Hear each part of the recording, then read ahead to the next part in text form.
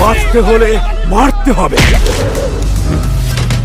মুক্তির আগে আইন ভঙ্গ করেছেন সাকিবের সিনেমা।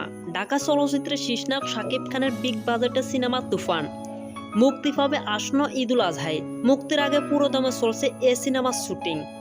ইতিমধ্যে প্রকাশ পেয়েছে তুফানের পোস্টার ও টিজার, যা বেশ সাড়া ফেলেছে দর্শকদের মাঝে। সবকিছু ঠিকঠাকই ছিল, তবে এরই মধ্যে আইন ভঙ্গের অভিযোগ উঠল সিনেমাটির প্রযোজনা প্রতিষ্ঠানের বিরুদ্ধে। নিয়ম নীতি তোয়াক্কা না করে এগিয়ে যাচ্ছে তুফান, এমনটা দাবি করেছেন বাংলাদেশের চলচ্চিত্র সেন্সর বোর্ড। দিন কয়েক আগে প্রকাশ পেয়েছে তুফান ছবির টিজার। সিনেমাটির বিরুদ্ধে অভিযোগে সেন্সর ছাড়পত্রবিহীন টিজার প্রেক্ষাগৃহে প্রদর্শন করা হয়েছে। বিষয়টি নিয়ে গণমাধ্যমে কথা বলেছেন সেন্সর বোর্ডের ভাইস চেয়ারম্যান খালেদা বেগম।